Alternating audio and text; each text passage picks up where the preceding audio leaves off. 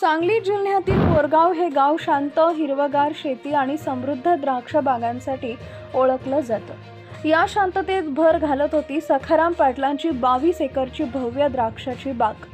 सखाराम पाटील एक प्रतिष्ठित आणि मेहनती शेतकरी म्हणून ओळखले जात होते, पण गेले काही महिने त्यांची वागणूक बदलली होती। पाटलांनी आपल्या बागेच्या मध्यभागी एक मोठं पत्र्याचं नवीन शेड उभं केलं होतं। विशेष म्हणजे या शेडमध्ये दिवसा ढवळ्या काम न होता सगळे व्यवहार मध्यरात्री होत असत। रात्रीच्या अंधारात मोठे मोठे ट्रक बागेत यायचे आणि काही तासांनी निघून जायचे। सखाराम पाटील याबाबत गावात कुणाशीही बोलत नव्हते, उलट त्यांनी बागेभोवती अधिक कडक कुंपण लावलं होतं। नवीन प्रकारची रासायनिक खते आणि यंत्रणा आणली आहे असं ते लोकांना सांगून वेळ मारून नेत।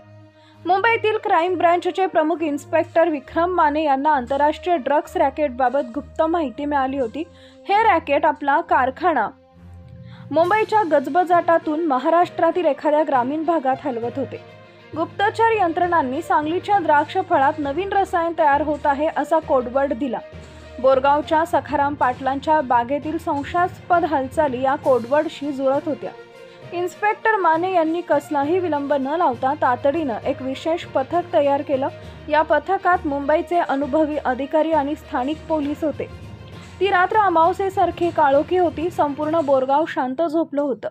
मध्यरात्री 2च्या सुमारास कोणत्याही प्रकारचा आवाज न करता पोलिसांच्या 5 गाड्या वेगानं सखाराम पाटलांच्या बागेकडे निघाल्या। त्यांनी अत्यंत गुप्तपणे शेडला चारही बाजूंनी वेढा घातला। इन्स्पेक्टर माने यांनी शेडजवळ जाऊन जोरदार आवाज दिला। पोलिसांनी वेढा घातलाय, लगेच दार उघडा। आतमध्ये कार्यरत असलेल्या लोकांनी दार उघडण्यास नकार दिला। पोलिसांनी कोणत्याही क्षणाचा विलंब न लावता दरवाजा तोडून शेडमध्ये प्रवेश केला। शेडमध्ये जे दृश्य होतं ते पाहून सर्वांचे डोळे विस्फारले।